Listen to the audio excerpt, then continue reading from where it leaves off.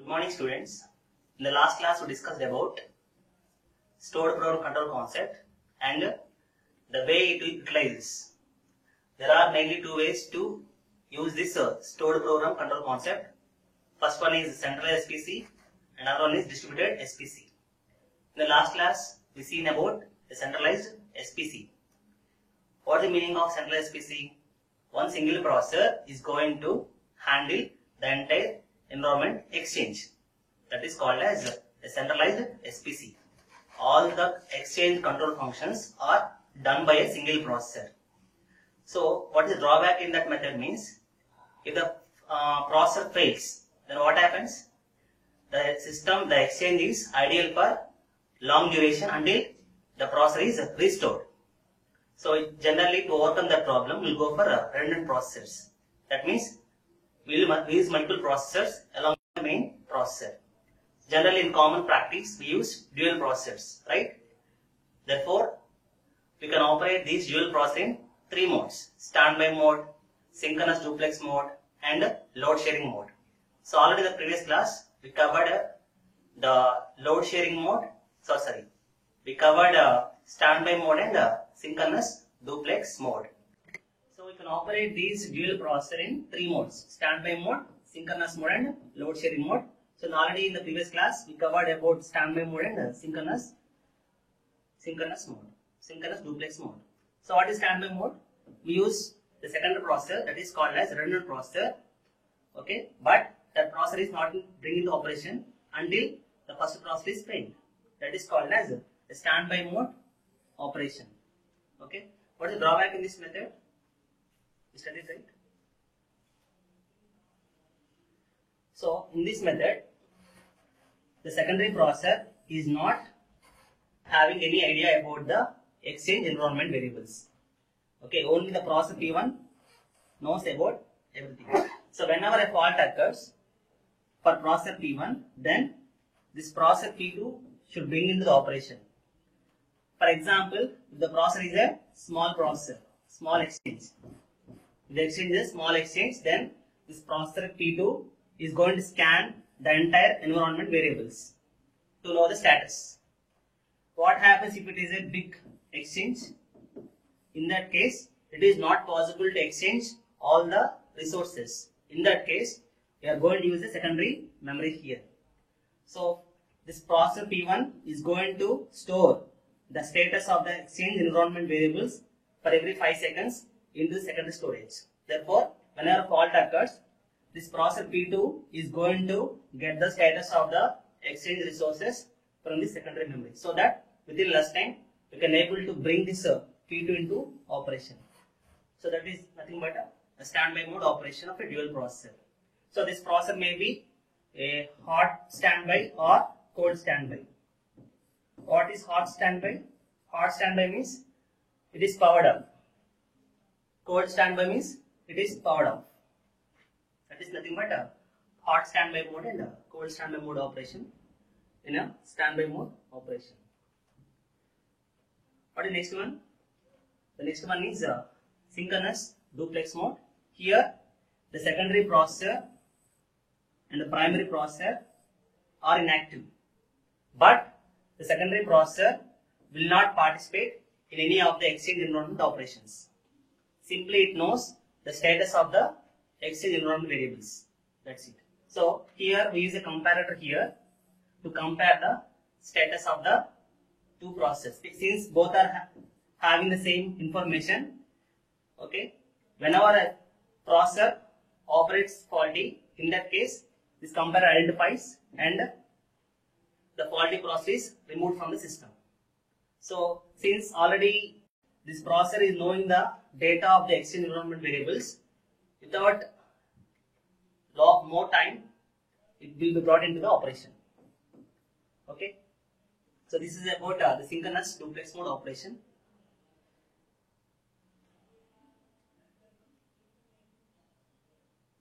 So here it is going to run one run checkout program. So whenever a fault occurs, we are going to decouple both the processors, and a run checkout program is run for both the processor to identify the faults, which one is under fault, so that the faulty processor is removed and healthy processor, we are going to run the exchange environments. Okay. And next one is load sharing mode. The name itself indicates both the process are active and shares the load equally. That means in terms of handling the call as well as handling the resources dynamically. The name is called as load sharing mode. Okay, so whenever here we are using some inter-processor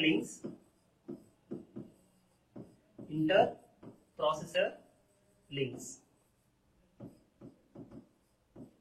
to exchange the information between the two processors.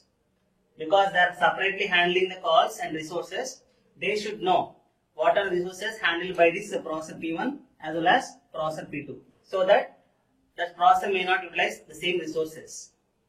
And one more point here is, here we are using separate memories for both the processors. Okay, so in this processor, in this memory, they are going to store the call information, okay, for storing the data temporarily.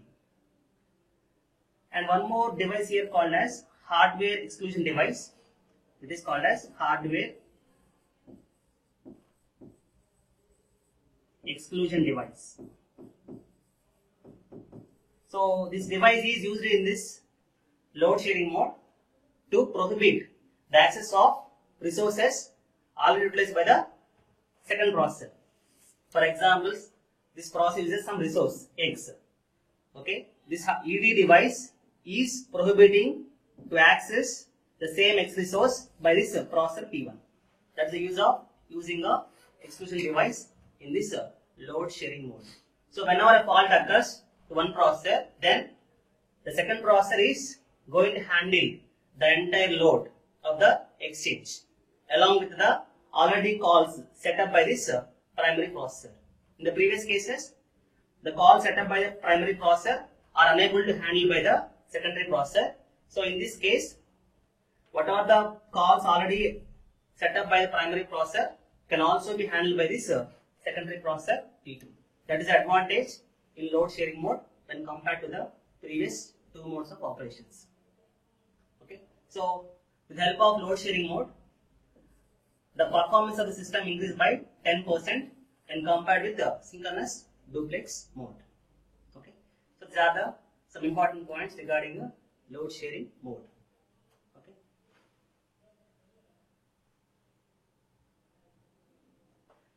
So next one is availability of SPC systems. So the main objective here is, with the help of the redundant configuration, you can increase the availability of the system. For example, if only one processor is there, then in that case, if any fault occurs, then the exchange is ideal for some time until this processor P1 is restored. Okay, with the help of this redundant processor, what can we do? We can able to increase the availability time of the processor to the system. Okay, that's the main purpose of using the redundant processors. Now in this topic, we try to analyze what is the availability factor and unavailability factor of single processor and dual processors. Okay. Now coming to the single processor, my objective is to find the availability factor AD. To understand this topic in a clear manner, take an example. In a college of 8 hours, the faculty are available to the students for 7 hours because 1 hour is lunch break. That means the availability factor of faculty to the student is how much? It is nothing but 7 by 7 plus 1. So this is the available time of faculty and this is the unavailable time. Okay, that means lunch break. That is nothing but refreshment time for faculty. Okay, so this is going to give the availability factor of a faculty to the students. Similarly,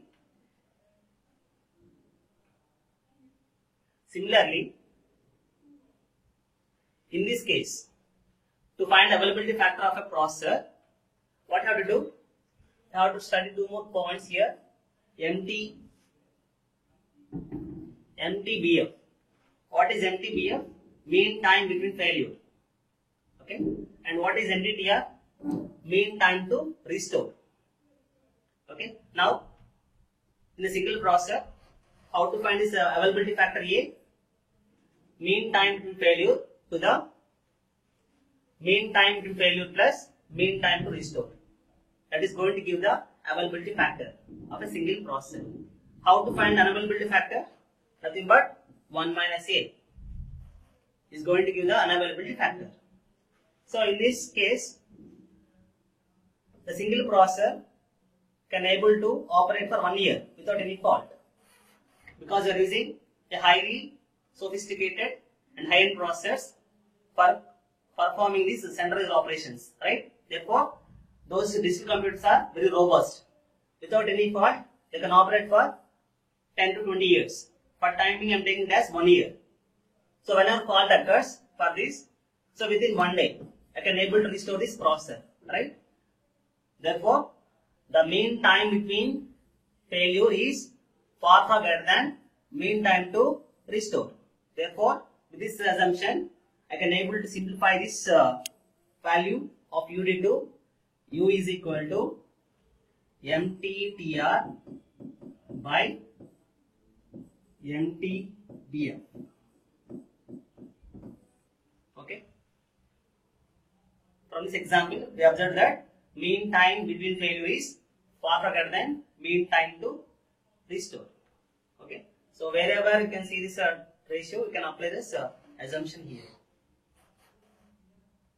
Now, the object is to find out the availability factor for a dual processor system. So when we can say that this dual processor is unavailable, we can say that this dual processor is unavailable when the both processors are failed. That means already one processor P1 is failed.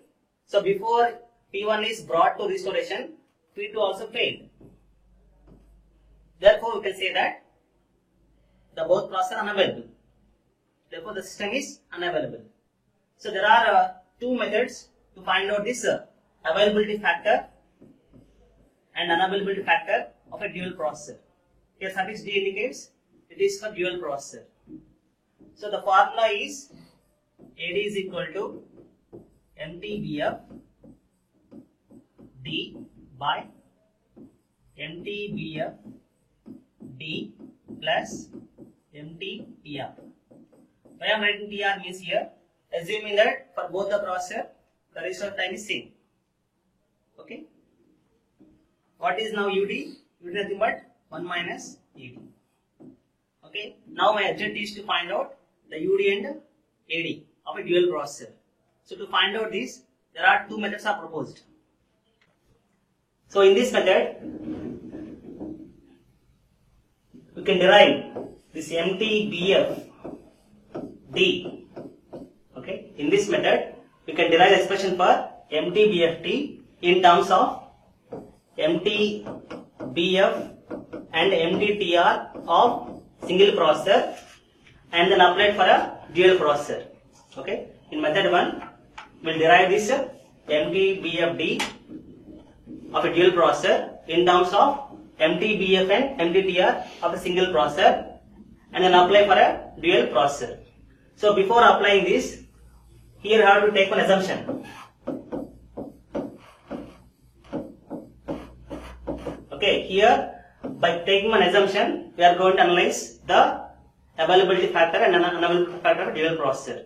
The assumption is the probability of failure of single processor as well as for dual processor is uniform distributed over time interval MTBF nothing but single processor and MTBFD nothing but for dual processor. Okay, the assumption is the probability failure of a single processor as well as for multiple processor is uniform distributed for the interval MTBF of single processor and MTBFD of dual processor. This is the assumption we have taken. So from the assumption, we can write like this. So this is probability of failure of single processor. This is nothing but MTBF, and this is nothing but 1 by MTBF. Similarly, for a dual processor, this is PFD, and this is nothing but MTBFD, and this is 1 by MTBFD. So from this assumption, you can write probability of failure of single processor is equal to 1 by MTBF, and probability of failure of dual processor is equal to 1 by MTBFD. Okay, our objective is to find this MTBFD. So with the help of this PFD, I am going to find out the MTBFD. Okay, so for that, you have to take, we are assuming that P of P1 by P2 is equal to P of P2 by P1 is equal to PF into MTTR. So what is this P of P1 by P2 means? The probability that P1 is already failed. P1 is already failed. So before it is brought into restoration, P2 is also failed. Okay, the probability that P1 already failed, and before this P1 is brought into restoration, P2 is also failed. Similarly, what about this one? P2 is already failed. So before it is restored, P1 is also failed. This probability is equal to probability that a single processor is failed multiplied with the mean time to repair or restore. Okay. Now I am going to use this expression to find this PFD. So how to write PFD here? There are two ways are there, right? First processor P1 may fail and later P2 may fail, or first processor P2 may fail and later P1 may fail. There are two chances are there. So with that, you can write this PFD as probability of fail of processor P1 into probability of failure of processor P1 already failed, but P2 is also failed before P1 is restored, plus probability of failure of second processor and probability of failure of second processor is before it is restored, P1 also failed. Okay. So from this, how to write? What is PF of P1? We see that it is equal to 1 by MTTR. What is P1, P2? P1, P2 are two processors in a dual processor. Right? Dual processor. We are assuming that both are having same mean time between failure as well as mean time to repair or restore. So from that, we can write it as 1 by MT.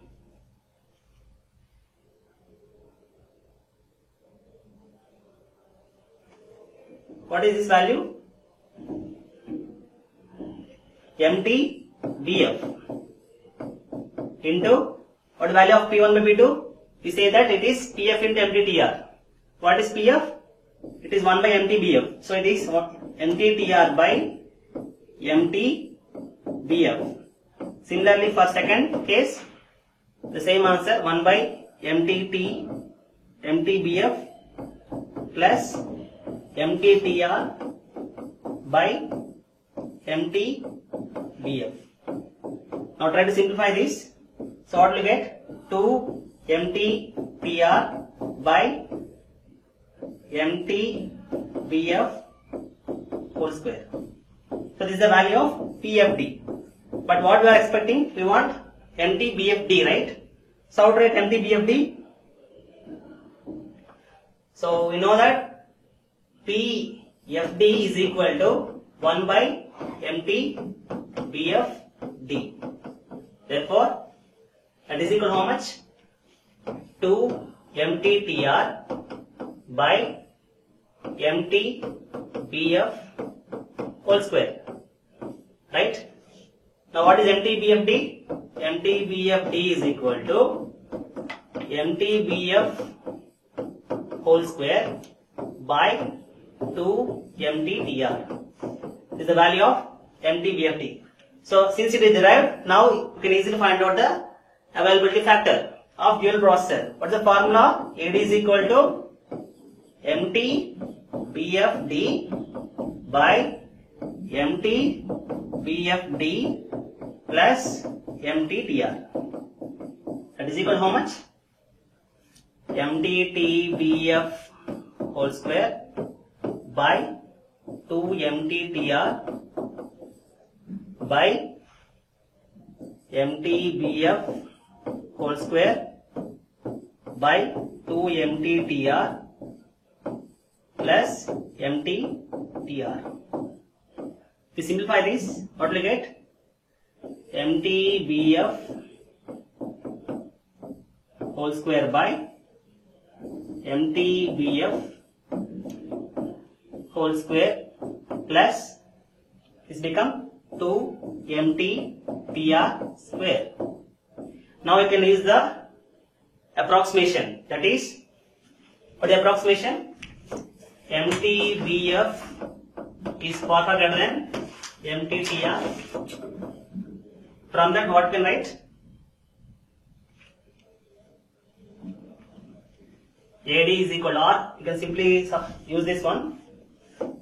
This is AD formula for dual processor using method 1.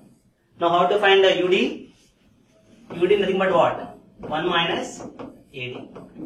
So substitute this AD value and simplify it to get the unavailability factor of a dual processor using method 1. So in the final expression, you can apply this approximation and simplify it further. Okay. Now coming to the method 2. In case of method 2, okay, we are assuming that this UD is equal to unavailability factor of 2 processors. We are assuming that both processors are unavailable. In that case, how to write UD? UD means 1 minus A square. So why I am writing here 1 minus A? Because this is comes under for one processor. Okay, so you are assuming that the unavailability factor nothing but equal to once both the processor failed, then you can say that 1 minus A into 1 minus A, therefore it becomes 1 minus A square. This is for dual processor, this is for the single processors. Now what is the value of A? Already we know, right? What is the value of A? 1 minus, or you can expand this further, 1 minus 2A plus A square, right? UD is equal to 1 minus 2A plus A square. How to find AD? AD means nothing but 1 minus UD.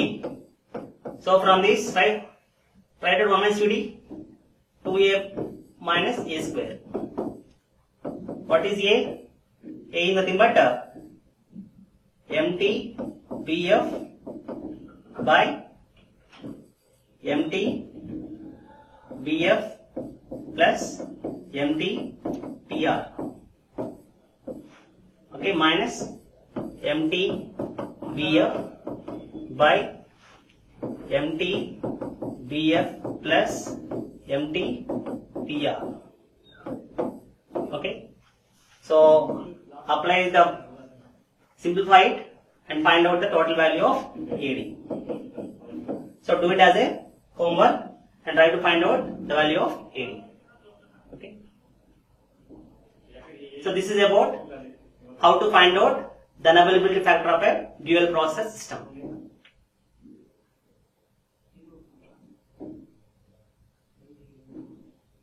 Okay. And the next one is controls in centralized SPC. Okay. So in the centralized SPC, what are the main functions of an exchange? Event monitoring, call processing, and OAM. What is OAM? Operation, administration, and maintenance. So these are the 3 important functions of any control subsystem in an exchange. Okay. So these functionalities are broadly classified into 3 levels: level 1, level 2, level 3. So based upon the real-time constraints. So out of these functions, event monitoring is having the highest real-time constraints when compared with the operation, administration, maintenance. For example, if this centralized processor is handling this operation event, at that same time, if an event occurs in event monitoring and distribution, then what this processor has to do? It has to suspend this operation and it has to perform the operation of this event monitoring, right? So to perform this thing, it needs an interrupt. So it has to use some interrupt functions to perform the operation of a highest real-time constraint level. Okay. So this is the interrupt processing levels. For example, some level N processor is handling by this central processing unit. So at that time, a level N plus event occurs. Therefore, what it has to do? It has to suspend this level N and it has to take up the level N plus X. So whenever N plus X is going on, an interrupt occurs at N plus X plus 5. Therefore, what it has to perform? It has to suspend this level N plus X and it has to move to take up the level N plus X plus 5. After completing this level, it has to again resume the N plus X. If it is completed, then it has to resume the level N process. Okay. So that means this is centralized SPC uses